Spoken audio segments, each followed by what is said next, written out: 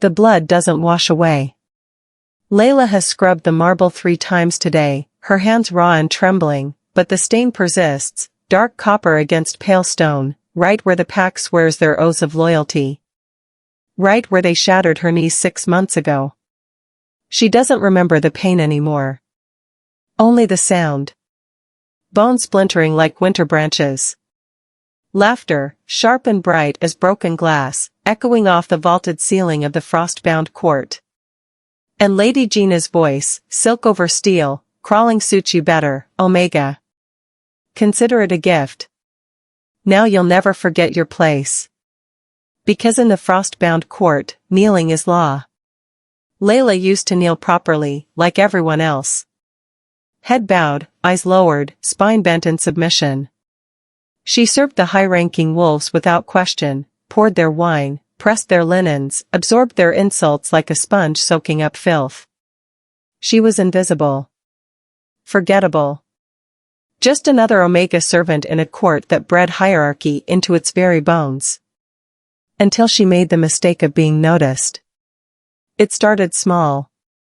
A flicker of eye contact with Lord Soren when he bragged about terrorizing the village Omegas.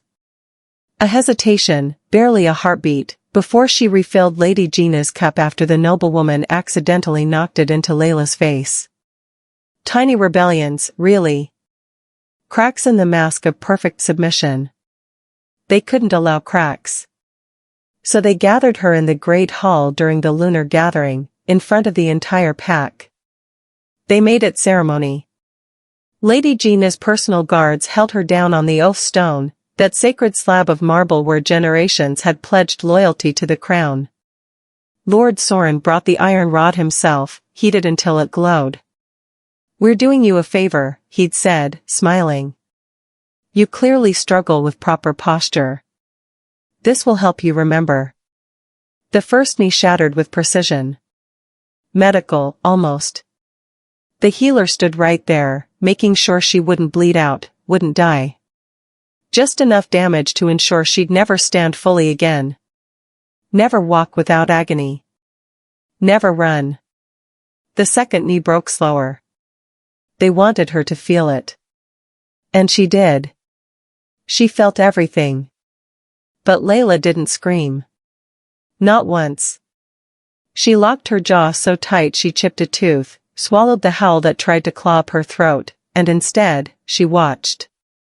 She memorized every face in that crowd. Every wolf who looked away. Every one who smiled. She catalogued the precise timbre of Lord Soren's laugh, the way Lady Gina's rings glinted when she applauded, the shuffle of feet as lesser nobles shifted uncomfortably but said nothing. Nothing at all. Crawling became her new religion. Hands and knees against cold stone, dragging her useless legs behind her like dead weight. Her fingertips split and bled from pulling herself through corridors. Her palms grew calluses thick as leather. She learned every crack in the marble, every corner where she could rest unseen. But something unexpected happened in those months of crawling. She stopped averting her eyes. When you're on the floor, people forget you can hear. They forget you're human, or wolf, or anything that matters. They speak freely around furniture, around pets, around the broken. Layla became a living ghost, dragging herself through their secrets. She learned that Lord Soren embezzled from the Northern Territories. That Lady Gina poisoned her first husband for his title. That half the court was engaged in a conspiracy to undermine the absent Alpha King, who'd been away for nearly a year dealing with threats along the border. She learned. She listened. She waited. And she never, ever cried where they could see. The court grew comfortable with her presence. They'd won, after all. The Omega was broken, crawling, a perfect example of what happened to those who forgot their place. She was a warning etched in flesh and shattered bone. They didn't notice the intelligence sharpening in her eyes. The way she tracked movements, conversations, alliances shifting like sand. They didn't notice that the girl who once flinched at raised voices now watched everything with the patience of a predator. Because crawling gave her something the throne never could, invisibility with perfect sight lines. And when the Alpha King's howl echoed across the mountains 3 days ago, announcing his return, Layla felt it in her ruined bones, a vibration that sang of change. Of reckoning. The court scrambled to prepare. Polishing. Perfecting. Hiding evidence of their corruption beneath layers of pageantry and false loyalty. But blood doesn't wash away. No matter how hard you scrub. And as Layla drags herself across that stained marble one more time, her hands leaving fresh smears beside the old, she allows herself something she hasn't permitted in 6 months. A smile. Cold. Sharp. Knowing. Because tomorrow, the Alpha King enters his court. And Layla has learned every single secret it's been keeping. The Alpha King arrives at dawn, when the frost still clings to the courtyard stones like a second skin. Layla watches from the servants' corridor, her vantage point perfect, a narrow archway that overlooks the grand hall without being seen. She's learned all the best spots. The places where shadows gather thick and voices carry. Stanley Frost doesn't look like the monster the court has whispered about in his absence. He's younger than she expected, perhaps 30, with dark hair that falls across storm-gray eyes. Tall, broad-shouldered, moving with the fluid grace of a born predator. But it's his face that surprises her. Sharp features, yes, carved from the same unforgiving stone as the mountains surrounding them. Yet there's something in his expression, a weariness, a weight, that speaks of burdens carried far too long. He doesn't smile at the assembled court. Doesn't acknowledge the elaborate welcome Lady Gina orchestrated, complete with ice sculptures and a chorus of Omegas singing traditional pack hymns. His eyes sweep the room once. Cataloging. Assessing. Missing nothing. Then they land on the oath stone. On the blood stain that refuses to fade. Stanley stops mid-stride. The entire court holds its breath. His nostrils flare, scenting something, reading something in that darkened marble that makes his jaw tighten. For 3 heartbeats, he's perfectly still. A wolf catching an unfamiliar scent. Who bled here? His voice cuts through the silence like a blade through silk. Lady Gina steps forward, resplendent in silver and ice blue, her smile perfectly calibrated. Your Majesty, welcome home. Surely the journey has exhausted you. Perhaps? I asked a question, Lady Gina. Stanley's tone doesn't rise. Doesn't need to. The temperature in the room drops 10 degrees from sheer force of will. Someone bled on the oath stone. Recently. Who? The lie comes smooth as glass, a clumsy servant, my king. An Omega who tripped during the preparations. Nothing of consequence. The matter was handled.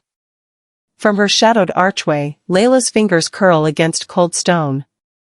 She knows she should stay silent. Invisible. That's what's kept her alive this long. But Stanley's eyes, they're still on that stain. And something in his expression makes her chest tight. He looks angry. Not at the mess. At the violence required to leave such a mark. Handled.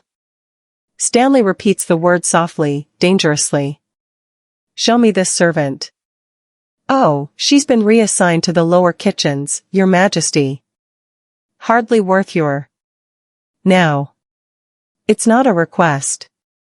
Panic flickers across Lady Gina's perfect features, there and gone in an instant. Lord Soren clears his throat, stepping forward with practiced ease.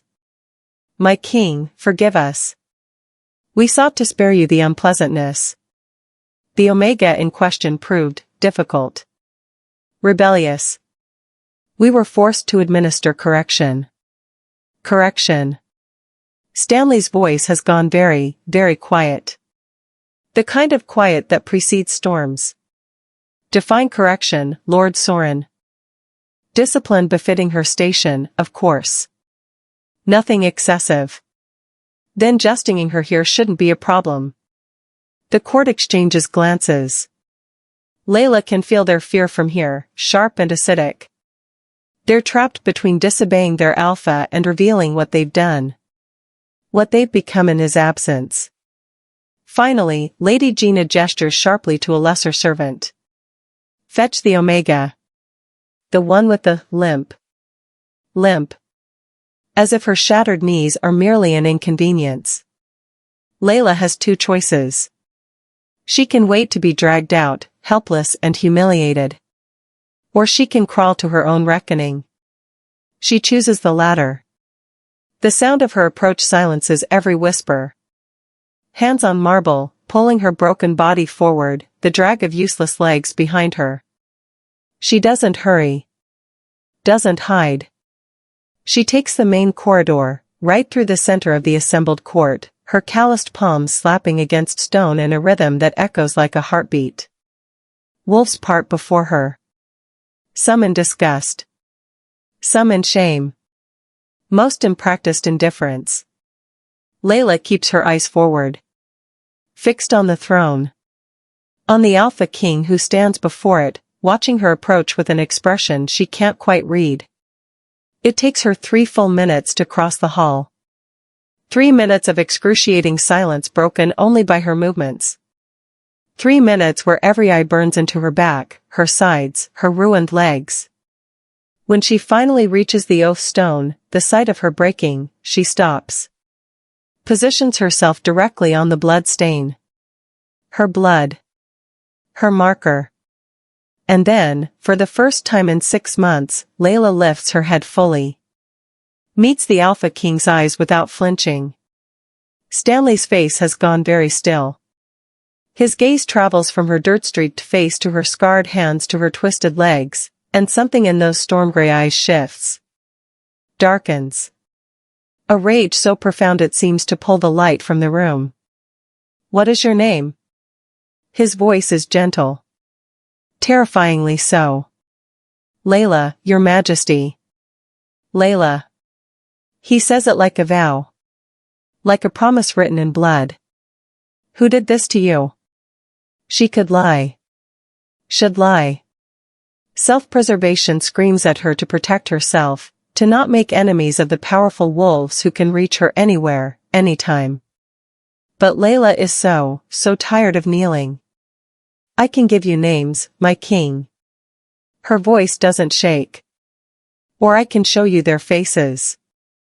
Every single one who held me down. Who watched. Who smiled. The court erupts in outrage. Voices rising in denial, in fury that a mere Omega would dare. Silence. Stanley's command hits like a physical force. Wolves stumble. Weaker ones actually drop to their knees from the sheer alpha dominance radiating from him. He crouches before Layla, adjusting himself to her level. Up close, she can see the fine lines around his eyes. The scar along his jaw. The barely contained violence trembling through his frame. Show me, he says softly. Every single face. And Layla smiles. Layla points. Her hand, scarred, steady, rises and aims directly at Lady Gina. She ordered it. Called it a gift. Said crawling suited me better than standing. Lady Gina's perfect composure cracks. Your Majesty, you cannot possibly believe the word of a disgraced Omega over him. Layla's finger shifts to Lord Soren. He brought the iron rod. Heated it himself. Made sure the breaks would heal wrong. Deliberately. Lord Soren's face flushes purple. This is absurd. My king, I have served your family for 3 generations. Her. A young noblewoman gasps as Layla identifies her. Lady Stacy. She held my left arm. Dug her nails in so deep I still have the scars. Him. And him. And her. Layla's voice never wavers, never rises. She names them one by one. 12 wolves total. The court's elite. The untouchable. Each name lands like a stone in still water, ripples of shock spreading outward. Stanley rises slowly, his eyes never leaving the accused. When he speaks, his voice carries the weight of absolute authority. Healer Justin. Attend the Omega. Now. An elderly woman rushes forward, her face pale. She kneels beside Layla with practiced efficiency, but her hands tremble as they hover over the ruined knees. My king, I was ordered to ensure she survived the correction. Nothing more. I followed protocol. You followed orders to maim someone permanently. Stanley's tone could freeze blood. We'll discuss your complicity later. For now, examine her. I want a full accounting of every injury. The healer works in silence, her touch gentle despite her fear. Layla endures the examination with the same stoic calm she's maintained for months. She doesn't flinch when healer Justin probes the malformed bones, doesn't gasp when pressure finds the places that never properly healed. Finally, the healer sits back, tears streaming down her weathered face. Both tibias shattered in multiple places.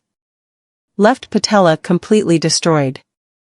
Right one fractured but intact. The damage was precise, Your Majesty. Designed to prevent proper healing. She'll never walk normally again without intervention magic. And even then. She trails off, unable to finish. Even then? Stanley prompts, his voice deadly quiet. Even then, the pain will never fully leave. Nerve damage is permanent. The court has gone silent as a tomb. Even the accusers seem to recognize they've crossed a line, not of law, but of something more fundamental.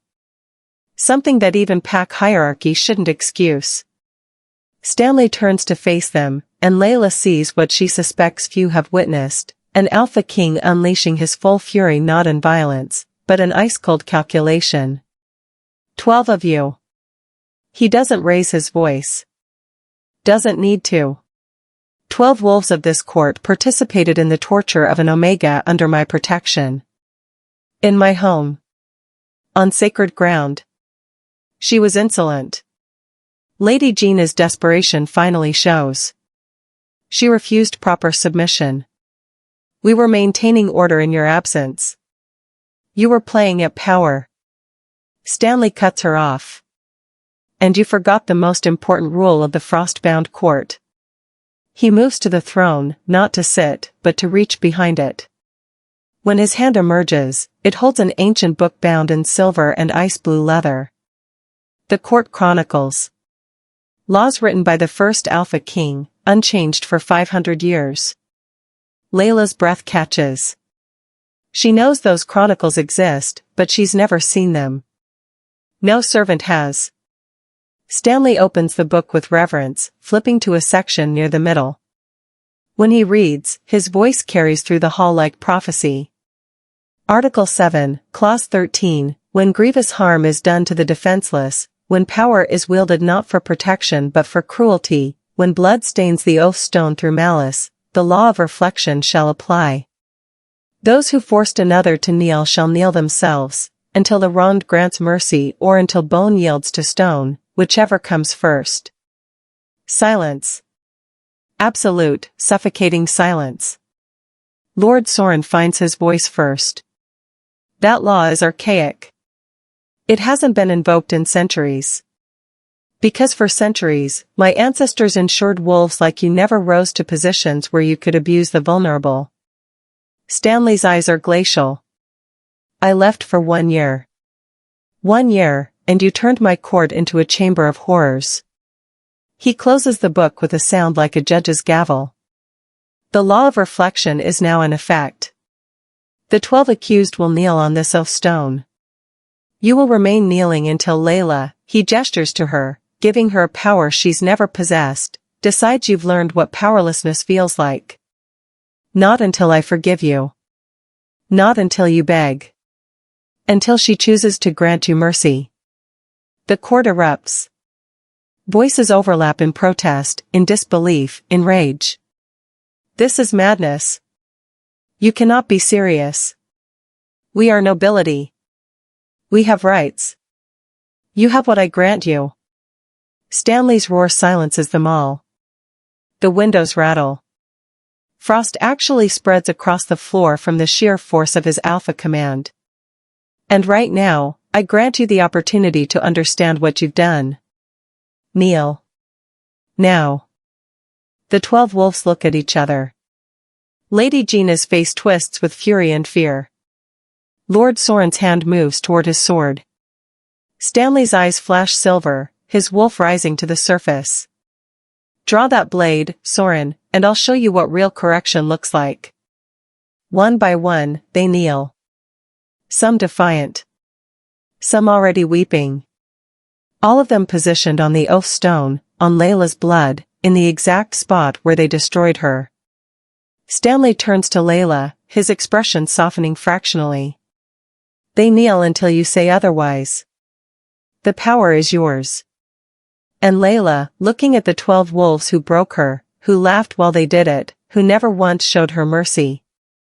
She says nothing.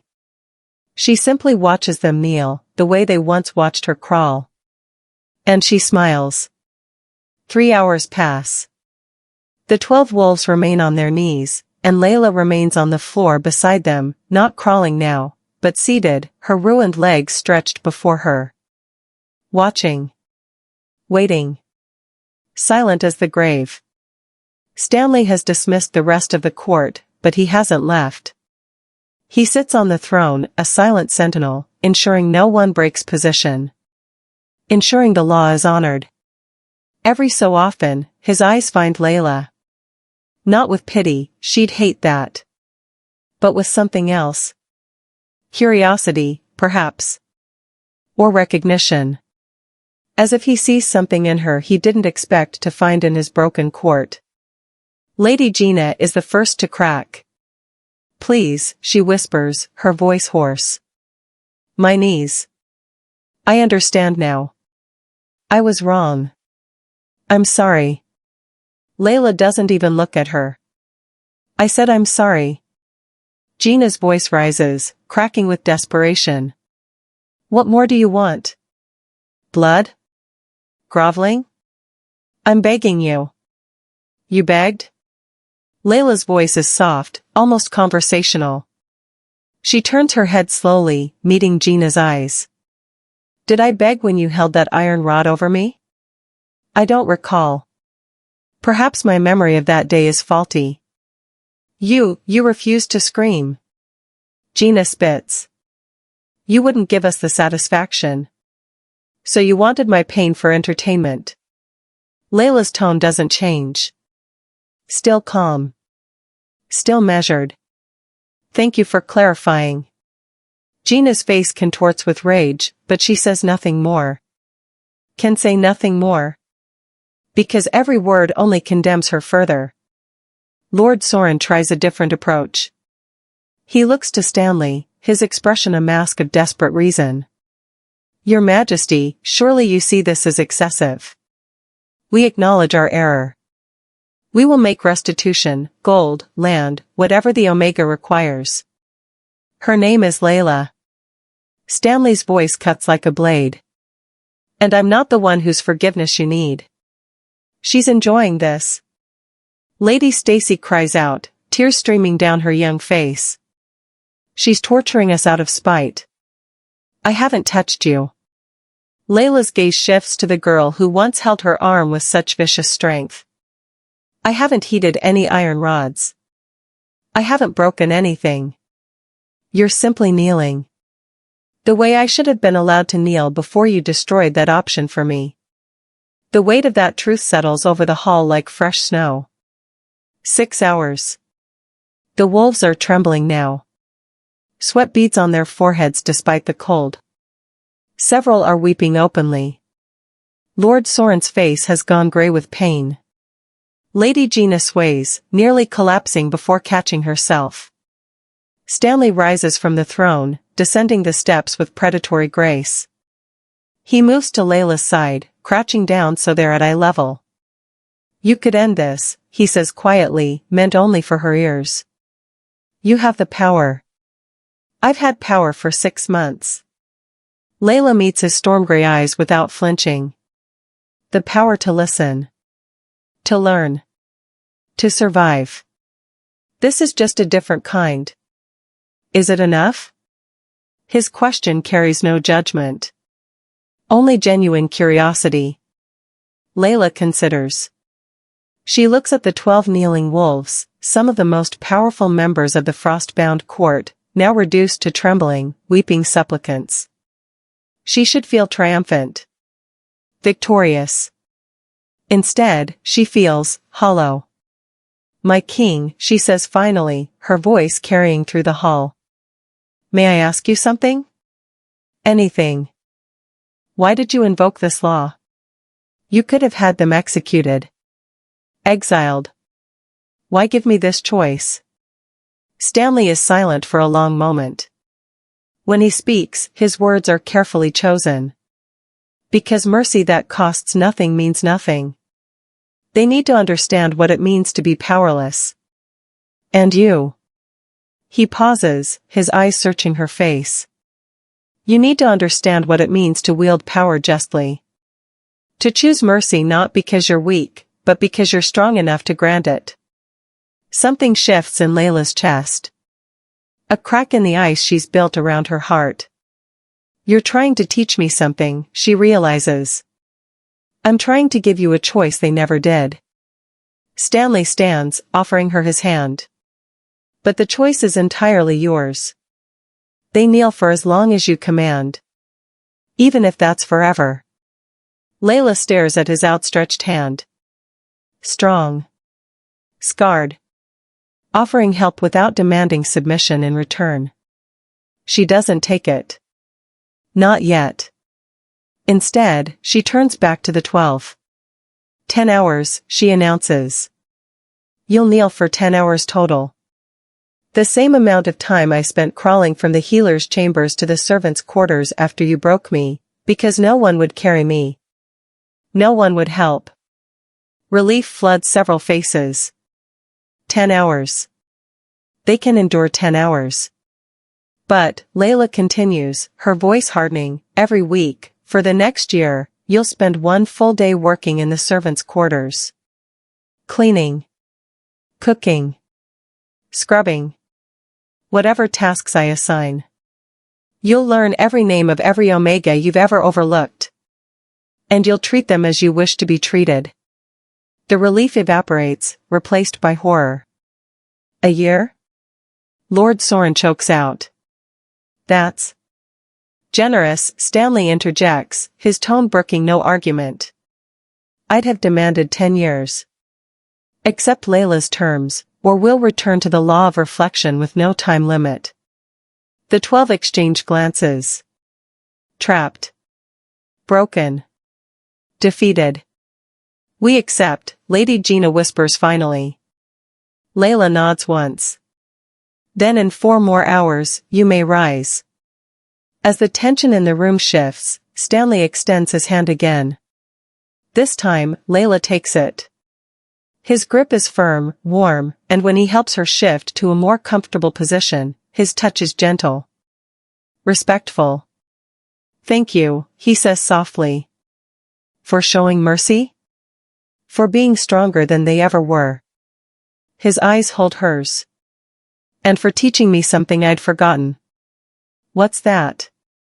That true power isn't about who can break others. Stanley's smile is slight but genuine. It's about who can rebuild what's been broken. The 10 hours end at twilight.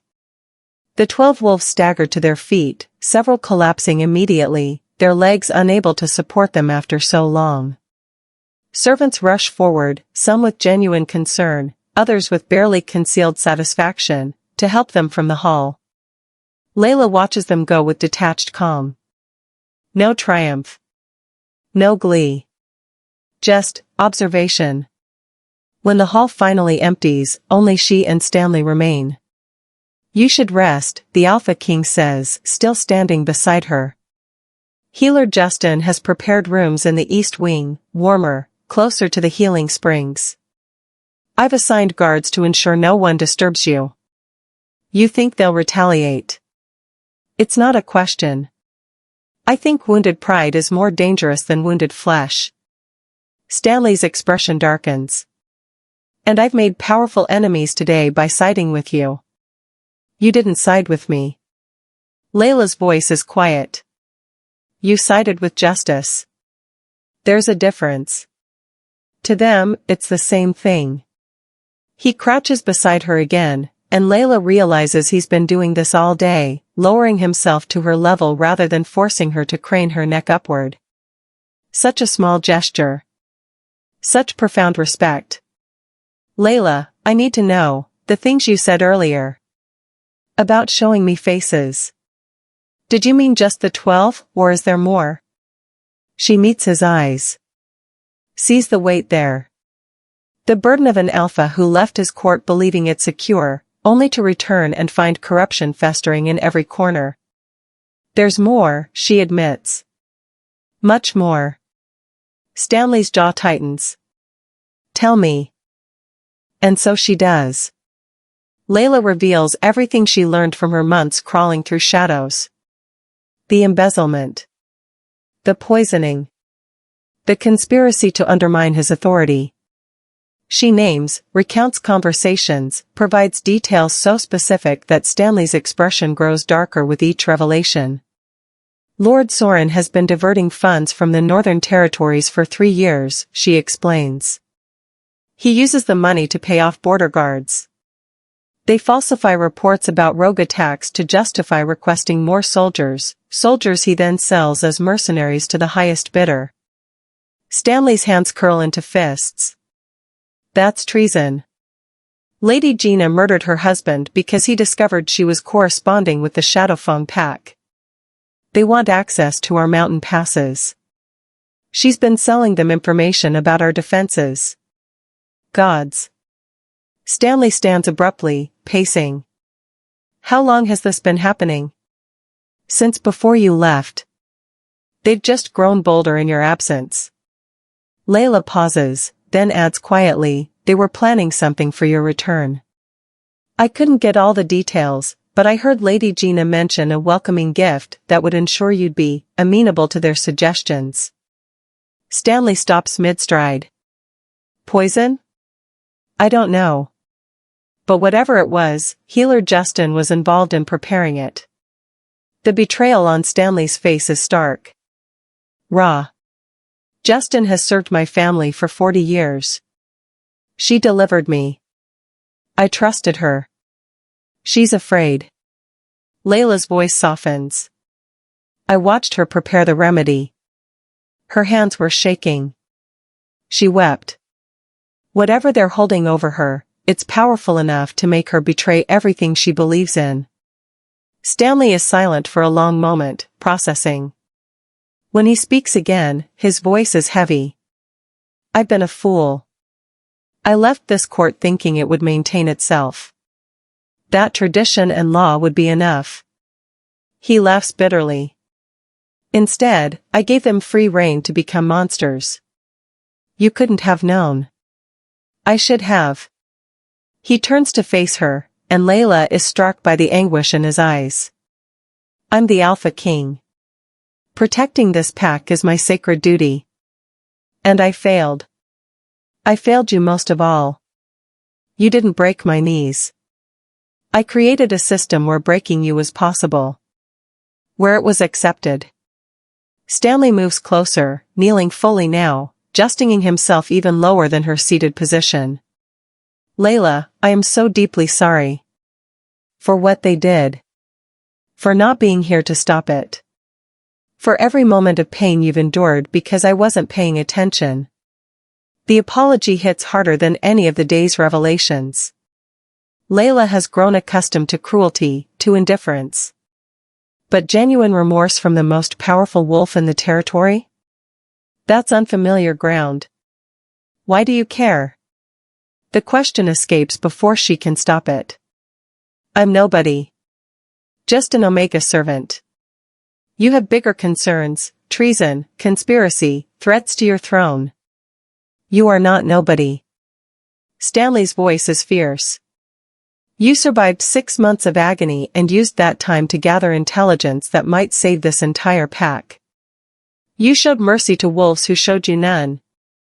You demonstrated more strength on the floor of this hall than most wolves show in a lifetime of standing. He pauses, something vulnerable crossing his features. You remind me why I took this throne. Not for power. For them. For the ones who can't protect themselves.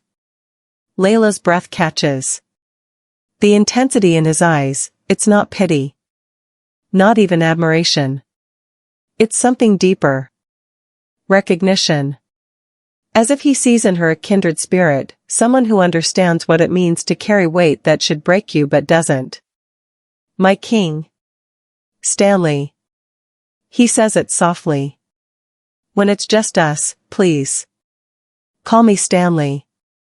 Stanley, she repeats, tasting the name. What will you do? About the corruption? His expression hardens, the Alpha King returning. I'm going to burn it out. Root and stem. Every wolf involved will face justice. He stands, offering his hand again. But I'll need your help. Your knowledge. And? He trails off, uncertain for the first time. And? Layla prompts. And I'd like you to stay. Not as a servant. As an advisor. Someone who sees what I can't. Someone I can trust. The offer steals her breath. Her, an advisor? To the Alpha King? I'm broken, she whispers. I can't even walk. You're the strongest person in this entire cursed court. Stanley's smile is slight but genuine. Will you help me fix what's broken? Starting with this pack? Layla looks at his outstretched hand. At the possibility it represents. She takes it. Yes. 3 weeks pass in a fragile peace. Stanley moves Layla into chambers adjacent to his own private wing, a declaration that sends shockwaves through the court. She's given proper clothing, access to the healing springs, and most importantly, his ear. Every evening, they meet in his study, poring over documents, cross-referencing her intelligence with official records, building cases against the corrupt. And every evening, Layla feels the walls closing in. Because the court is watching. Learning. Adapting. The first warning comes from an unexpected source. Layla wakes one morning to find a note slipped under her door, written in shaky script, "They know you know. They're coming. Run. A friend." She just inks it to Stanley immediately. It could be a trap, he says, studying the paper. Trying to make you paranoid. To discredit your information. Or it could be genuine. Layla's fingers trace the words. Someone in this court still has a conscience. Either way, we accelerate the timeline. Stanley's jaw sets. I'm calling a formal tribunal for tomorrow. We'll present the evidence publicly, let the pack decide. The door to his study bursts open. Healer Justin stumbles in, her face ashen, blood streaming from a cut above her eye. My king, ambush, the east corridor. Stanley is moving before she finishes, but Layla grabs his arm. Wait. This is exactly what they want. You leave, they isolate you, and the explosion rocks the entire palace. Stone cracks. Windows shatter. The floor beneath them trembles as somewhere in the east wing, exactly where Layla's old servant quarters were, fire blooms into the night sky. No. Stanley's face drains of color. The servants. They're all in the east wing for the night shift. He's gone before Layla can stop him, shifting mid-run, his wolf form crashing through the doorway toward the flames and screams. Leaving her alone with healer Justin. The elderly woman's expression changes. The fear vanishes, replaced by cold calculation. I'm sorry, child. Truly. But they have my grandson. If I don't deliver you to them, they'll kill him. Layla's blood turns to ice. Justin, no. But the healer is already moving, surprisingly fast, a cloth pressed to Layla's face. Sweet-smelling. Chemical. Layla tries to fight, but her ruined legs give her no leverage, no escape, and the world blurs. She wakes in darkness. Stone walls. Cold. Damp. Underground, she realizes. The old dungeons beneath the palace that were sealed off generations ago. Awake already? Lady Gina's voice drips with false sweetness. You're resilient. I'll give you that. Layla's eyes adjust. She's in a cell, chained to the wall by her wrists. Around her stand the 12, all of them, plus a dozen more court wolves she recognizes. The conspiracy is larger than she thought. Lord Soren steps forward, his smile vicious. Did you really think we'd let a crippled Omega destroy everything we've built? The Alpha King's little pet? Stanley will find me. Layla's voice is steady despite the fear clawing at her throat. Stanley is busy. Lady Gina examines her nails. The explosion killed 17 servants. He'll be occupied with rescue efforts for hours. And by the time he realizes you're gone. She shrugs delicately. Well. Tragic accidents happen. Especially to wolves who forget their place. You can't kill me. He'll know it was you. We won't kill you. Soren crouches before her, his eyes glittering with malice. We're going to finish what we started. Break your hands this time. Your jaw. Ensure you can never speak, never write, never communicate what you know. Then we'll dump you in the servants' quarters, alive, but useless. A cautionary tale. Terror finally breaks through Layla's composure. Not the prospect of pain, she's endured that. But the idea of being silenced. Of everything she knows, everything she could stop, dying with her voice. Please. The word tastes like ash. Don't. Now you beg? Gina laughs. How delightful. But you didn't grant us mercy when we begged, did you? You made us work like commoners. Humiliated us. This is justice, Omega. Our justice. Soren produces the iron rod, the same one from before, still stained with her blood. Let's begin with the right hand. Healer Justin, if you would. The old woman steps forward, tears streaming down her face. Forgive me, she whispers to Layla. Forgive me, but I can't let them kill my grandson.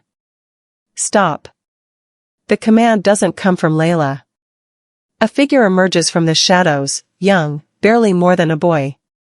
One of the lesser servants. He's trembling but determined, positioning himself between Layla and her torturers. Travis? Soren's voice is incredulous.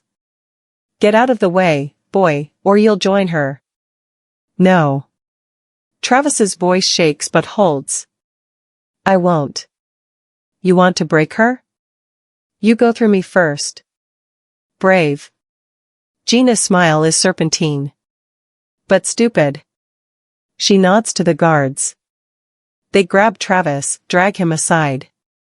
He fights, screaming, calling for help that won't come. The sound of his beating echoes through the dungeon, fists on flesh, bone cracking, his cries gradually weakening. Layla pulls against her chains until her wrists bleed. Stop. He's just a boy. He has nothing to do with this. He chose his side. Soren turns back to her, iron rod heating in his hands. As did you. Now, let's discuss the consequences of that choice. He raises the rod. And Layla, for the first time since her knees were shattered, screams. Not from pain. From rage. From the absolute fury of watching another innocent suffer because of her. Because she dared to speak truth. Because she dared to survive. The scream builds, primal and raw, echoing through stone and darkness. And somewhere above, in the burning palace, an alpha king stops mid-rescue. His head snaps toward the sound. Toward Layla. Toward the bond he didn't know existed until this moment, until her anguish tore through it like lightning through his soul. The bond ignites like wildfire. Stanley has felt nothing like it, this visceral, soul-deep pull that transcends thought, transcends reason. One moment he's pulling survivors from rubble. The next, he's drowning in Layla's terror, her rage, her pain, as if they share the same heart. The word reverberates through every cell of his being. His wolf surges forward, demanding, desperate. She's in danger. She's hurting. She needs him. Your Majesty. One of his guards calls out. We found more survivors in the. Find Captain Wren. Tell him to take command. Stanley's voice is barely recognizable, more growl than speech. Now. He doesn't wait for confirmation. He shifts, his massive silver wolf tearing across the courtyard, following the bond like a compass pointing true north. Down. Underground. The old dungeons. How did he not know? How did he spend 3 weeks with her, every evening talking, planning, laughing at her dry observations about court politics, and never realize? Because the bond reveals itself when it must, his wolf supplies. When she needs us most. Stanley crashes through the sealed entrance to the dungeons, wood and stone exploding under his assault. The scent hits him immediately, Layla's blood, her fear, and beneath it, the stench of treachery. He follows the bond deeper, rage building with every step until it's a living thing inside him, demanding release. The cell door shatters under his claws. The scene before him stops his heart. Layla, chained and bleeding. A boy, Travis, he recognizes dimly, crumpled in the corner, barely conscious. And surrounding them, the 12 conspirators plus more, Lord Soren holding a heated iron rod inches from Layla's hand. Time crystallizes. Stanley shifts back to human form, his voice dropping to a lethal whisper. Step away from her. The wolves freeze. Lady Gina recovers first, her smile brittle. Your Majesty. We found the Omega attempting to escape. We were merely restraining. You were torturing my mate. The words boom through the dungeon like thunder. You were breaking the one thing in this God's forsaken court worth saving. Shocked silence. Mate? Soren's face contorts with disbelief. That's impossible. She's Omega. You're Alpha King. The bloodlines don't. The bond doesn't care about your politics. Stanley moves forward, and wolves scramble backward instinctively. All except Soren, who stands his ground, iron rod still raised. Put down the weapon, Soren. Last warning. Or what? Soren's desperation makes him reckless. You'll execute us all? You need the noble families. You need our support, our soldiers, our resources. Kill us, and the court collapses. You'll have civil war within a month. Then we'll have civil war. Stanley's eyes flash silver. Because I will burn this entire territory to ash before I let you touch her again. You're bluffing. But Soren's voice wavers. Am I? Stanley tilts his head, and the gesture is pure predator. Test me. Please. I'm begging you to give me a reason. The iron rod clatters to the ground. Stanley moves immediately, breaking Layla's chains with his bare hands. She collapses forward, and he catches her, cradling her against his chest. The bond pulses between them, her relief, his fury, their shared determination. I've got you, he murmurs into her hair. You're safe now. Travis, she whispers. They hurt him because he protected me. I know. I'll handle it. Stanley looks up, his expression carved from ice. Captain Wren. His voice carries, and moments later, boots echo through the corridors. Wren appears with a full guard contingent, their faces hardening as they take in the scene. Arrest every wolf in this chamber, Stanley commands. Charges are conspiracy, treason, attempted murder, and violation of mate bond law. They're to be held in the high-security cells until formal tribunal. You can't do this. Lady Gina shrieks.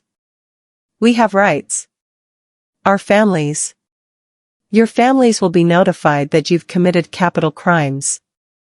Stanley's voice could freeze oceans.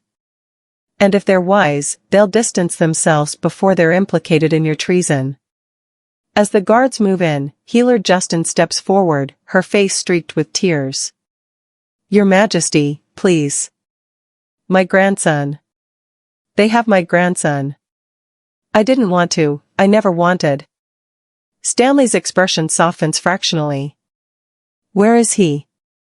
The Shadowfawn pack. They've been holding him for 3 months. Everything I did to keep him alive. Captain Wren. Send our fastest scouts to Shadowfawn territory. Find the boy. Justing him home. Stanley's jaw sets. And inform the Shadowfawn Alpha that harboring hostages is an act of war. They have 48 hours to surrender him peacefully or face the consequences. Wren salutes. Yes, Your Majesty. As the conspirators are dragged away, Layla shifts in Stanley's arms. The bond, she says quietly. You felt it? Like lightning through my soul. He looks down at her, and his expression is raw. Vulnerable. I should have felt it sooner. Should have known. You couldn't have known. Layla reaches up, her scarred hand touching his face. Bonds reveal themselves in their own time. My mother used to say they wait for the moment when both souls are ready to see each other clearly. Are you ready? The question holds weight beyond its words. Because I am, Layla. I've been ready since the day you looked me in the eyes and refused to be invisible anymore. Something shifts in Layla's chest. The ice around her heart, built from months of survival, of pain, of crawling through darkness, cracks. Not shattering. Just opening. Letting warmth seep in. I'm terrified, she admits. So am I. Stanley's smile is slight but genuine. But I'd rather be terrified with you than safe with anyone else. He carries her out of the dungeon, past the cells where her torturers now sit in chains, their positions reversed. Past the destruction they caused. Up into moonlight and fresh air. And Layla, cradled in her mate's arms, finally allows herself to believe. Maybe crawling taught her about power. But standing, even without working legs, might teach her about love. The tribunal convenes at dawn, 3 days after the dungeon rescue. The great hall is packed, not just with court members, but with commoners, servants, omegas who've never been permitted to witness formal proceedings. Stanley insisted. They deserve to see justice done, he'd said. Real justice. Not the theater we've been performing. Layla sits beside the throne in a chair crafted specifically for her, elegant, cushioned, positioned at Stanley's right hand where advisors traditionally stand. The placement is deliberate. Symbolic. The crippled Omega servant elevated to the Alpha King's most trusted position. The murmurs haven't stopped since she entered. The accused kneel in chains before them, all 24 conspirators, including Healer Justin, who weeps silently. The evidence is overwhelming. Documents. Testimonies. Confessions extracted not through torture, but through the simple promise of leniency for cooperation. Lord Soren still maintains his defiance. This is a farce, he spits. You've elevated your bed warmer to royalty and call it justice. Careful. Stanley's voice is soft. Dangerous. You're already facing execution. Don't make me get creative about the method. Layla places a hand on Stanley's arm. A gentle restraint. Let him speak. Let them all reveal exactly who they are. Stanley subsides, but his eyes never leave Soren. We did what was necessary, Soren continues, addressing the assembled crowd. The Alpha King abandoned us for a year. Left us vulnerable. We protected this court in his absence. You embezzled from widows and orphans, Layla interrupts quietly. You sold our defense positions to enemy packs. You tortured servants for entertainment. Which part of that was protection? You know nothing of governance. I know you stole 73,000 gold pieces from the Northern Relief Fund while families starved through the winter. Layla's voice carries through the hall, clear and unwavering. I know Lady Gina poisoned 3 wolves who questioned her authority. I know you personally sold 42 of our soldiers as mercenaries and reported them as casualties. Should I continue? Soren's face purples with rage. You cannot prove. Actually, we can. Stanley nods to Captain Wren, who steps forward with an enormous ledger. Funny thing about corruption. It requires record-keeping. And you kept meticulous records, Soren. Almost admirable, really. Every bribe. Every theft. Every murder. All documented. The crowd erupts in shocked whispers. Omegas begin calling out, names of loved ones lost, funds that disappeared, injustices endured. The trickle becomes a flood. Lady Gina finally breaks. Enough. She turns to the crowd, desperate. Yes, we took liberties. But we maintained order. We kept the court functioning while he played soldier at the borders. You betrayed everything this court stands for. The new voice comes from the entrance. Every head turns. An elderly wolf enters, leaning heavily on a cane. Elder Thane, the oldest living member of the frost-bound lineage. He rarely leaves his mountain hermitage, but his authority is absolute. He taught Stanley's father. His grandfather.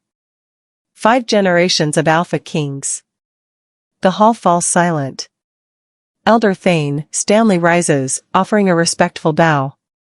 I didn't know you'd received word. A mate bond activation sends ripples through pack magic, boy. Every sensitive wolf within 100 miles felt it. Thane's ancient eyes find Layla, and he smiles. So this is the one who brought you to your knees. She brought the whole court to its knees, Stanley says softly. And taught us what strength really means. Thane approaches Layla, studying her with an intensity that should be uncomfortable but somehow isn't. May I? He asks, gesturing to her legs. Layla nods, uncertain. The elder's hands hover over her ruined knees, not touching, just sensing. His expression darkens. Deliberate. Precise. Designed to cause maximum suffering with minimum risk of death. He turns to face the accused. You didn't just break a servant. You broke sacred law. The law that says those in power protect those without it. You became exactly what our ancestors fought to prevent. We were maintaining hierarchy, Gina tries. Silence. Thane's command hits like a physical force. Even Stanley flinches. You understand nothing of true hierarchy. Real strength protects. Real power uplifts.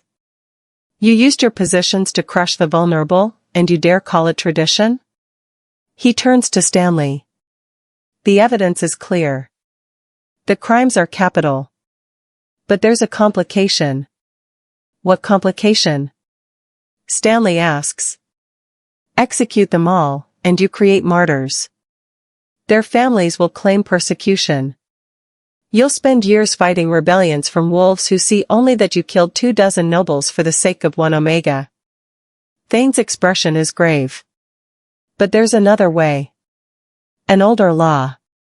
The trial of redemption, Layla breathes. Every eye turns to her. You know of it? Thane's eyebrows rise. I read about it in the old chronicles when I was learning to read as a child. Layla's voice strengthens.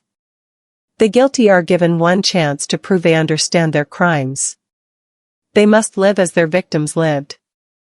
Walk in their shoes. Or in this case. She looks down at her legs. Crawl in their place. Stanley's eyes widen with understanding. You want them to serve as omegas. For 5 years, Layla says. Stripped of titles, wealth, status.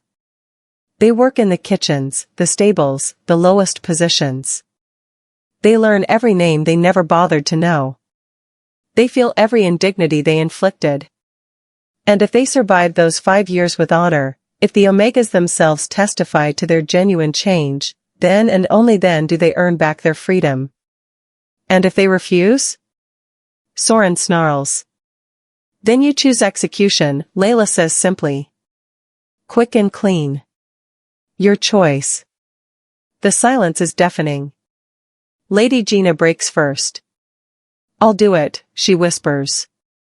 5 years. I'll serve. One by one, they agree. Even Soren, eventually, his pride finally broken.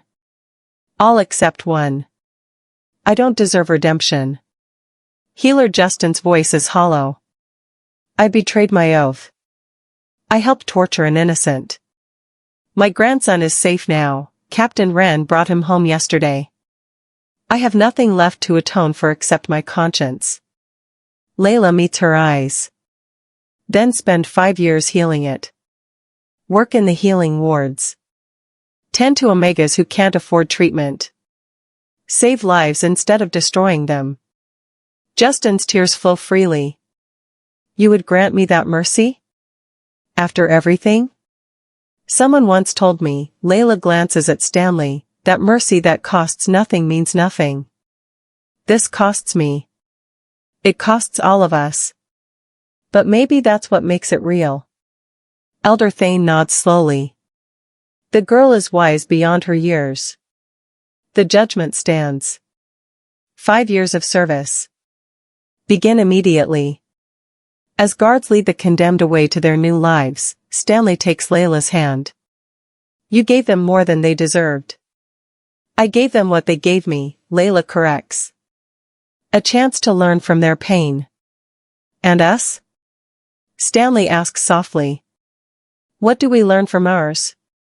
Layla smiles, genuine, warm, free. That sometimes you have to crawl through darkness to find the strength to stand in light. Months later, spring arrives in the frost-bound court.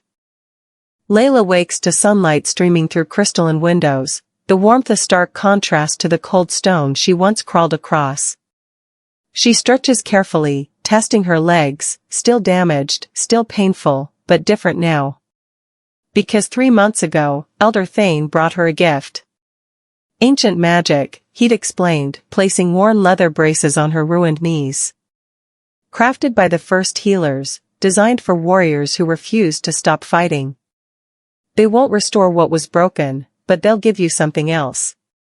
The braces shimmer with embedded runes, channeling pack magic directly into her damaged bones. They don't heal her. That would erase the scars, the reminder of what she survived. Instead, they stabilize. Support. Allow her to stand. To walk. Not without pain. Not without effort. But on her own terms. Layla rises now, each step deliberate, measured. She crosses to the window overlooking the courtyard where morning training takes place. Below, she spots a familiar figure moving through sword forms with Captain Wren. Stanley. Her mate. The bond hums between them, warm and constant. He feels her watching and looks up, his face transforming with that private smile reserved only for her. Good morning, love, his voice whispers through their mental link. Good morning, Alpha King, she sends back, affection coloring every word. Just Stanley when it's us, remember? When is it ever just us anymore? She has a point. In the 6 months since the tribunal, the frost-bound court has transformed. the corruption rooted out. New wolves elevated to positions of power, wolves chosen for competence and character rather than bloodline. And Layla herself has become something unprecedented, the Alpha King's mate, yes, but also his chief advisor, the voice of the overlooked, the bridge between throne and servant. A knock interrupts her thoughts. Enter, Layla calls. Travis steps in, no longer the terrified boy from the dungeon but a confident young man. The beating he endured left scars, but Stanley enrolled him in combat training, gave him purpose. Now he serves as Layla's personal assistant and has proven invaluable. Morning briefing, he announces, grinning. You'll want to hear this. Good news or bad? Depends on your perspective. Travis hands her a report. Lady Gina requested a meeting. Says she needs to speak with you personally. Layla's eyebrows rise. The former noblewoman has spent 6 months scrubbing floors in the Omega quarters, learning humility one callus at a time. This is the first time she's initiated contact. Did she say why? Only that it's important. And? Travis hesitates. She's been different lately. Quieter. More genuine. Some of the Omegas say she actually apologized. Sincerely. Layla considers. Tell her I'll meet her in the East Garden. 1 hour. When Travis leaves, Layla dresses carefully, not in servant rags anymore, but in the deep blue and silver that marks her as the Alpha King's mate. She's learned to navigate the politics of appearance, using clothes as armor when necessary. The walk to the garden tests her legs, but she refuses assistance. Each painful step is a choice. A declaration of independence. Gina waits by the fountain, dressed in simple servant's gray. 6 months of hard labor have transformed her, gone is the haughty noblewoman with perfect nails and condescending smiles. This woman has rough hands and tired eyes. Real eyes. Thank you for meeting me, Gina says, and her voice lacks its former artifice. Travis said it was important. It is. Gina takes a breath. I owe you an apology. A real one, not the desperate begging from the tribunal. I've spent 6 months living as you lived, and I finally understand what we did to you. What I did to you. Tears well in her eyes. We didn't just break your knees, Layla. We tried to break your spirit, your hope, your humanity. And I'm so deeply, profoundly sorry. Layla studies her carefully. Looking for manipulation, for angles. She finds only genuine remorse. What changed, she asks quietly. Everything. Nothing. Gina wipes her eyes. I scrubbed the same floors you scrubbed. Felt the same ache in my hands. Heard the same casual cruelty from wolves who thought I was beneath notice. And one day, I was cleaning the oath stone, your blood is still there, you know, faint but visible, and I just broke. Sobbed on that stone for an hour. Because I finally felt it. What we stole from you. And now? Now I want to earn your forgiveness. Not demand it. Not expect it. Just work toward it. However long that takes. Gina meets her eyes. I know I have 4.5 years left of service. But after that, I want to dedicate my life to making amends. I want to establish a fund for injured Omegas. Provide healing, education, opportunities. I want to build what I should have protected. Layla's throat tightens. This is what she hoped for, not revenge, but redemption. Real change. You don't need my permission for that, she says softly. No. But I need your blessing. Your partnership. Gina's voice strengthens. I have resources still, family wealth I can access. Connections I can leverage for good instead of evil. Let me help you transform this court into what it should have been all along. Before Layla can respond, she feels Stanley through the bond, concern, curiosity. She sends reassurance and feels him relax. We'll need a proposal, Layla says finally. Detailed plans. Budget. Objectives. Hope blooms on Gina's face. You'll consider it? I'll consider it. Layla allows a small smile. Because someone once told me that mercy that costs nothing means nothing. Working with you will cost me. Trusting you will cost me. But maybe that's what makes it meaningful. Gina's tears flow freely now. Thank you. Thank you for being stronger than we ever were. As the former noblewoman leaves, Layla feels Stanley approaching before she sees him. The Bond always announces his presence like sunshine breaking through clouds. He settles beside her on the bench, taking her hand. That looked intense. Progress, Layla says simply. Real progress. You're changing the world, love. One wolf at a time. We're changing it, she corrects. Together. Stanley lifts her hand, pressing a kiss to her scarred palm. I have something for you. He produces a small velvet box. Inside rests a ring, silver set with ice blue sapphires, the traditional frost mating band. We're already mated, Layla says, confused. The bond makes us mates. This makes us partners. Equals. Stanley's eyes are serious. I want the world to know that you stand beside me not because fate chose you, but because I choose you. Every day. For the rest of our lives. Layla's vision blurs. Stanley. Marry me, Layla. Not because you have to. Because you want to.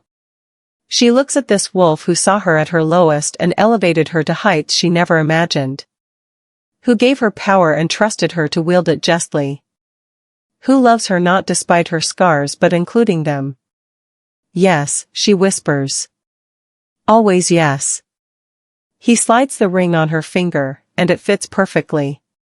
Like everything between them, unexpected, imperfect, but somehow exactly right.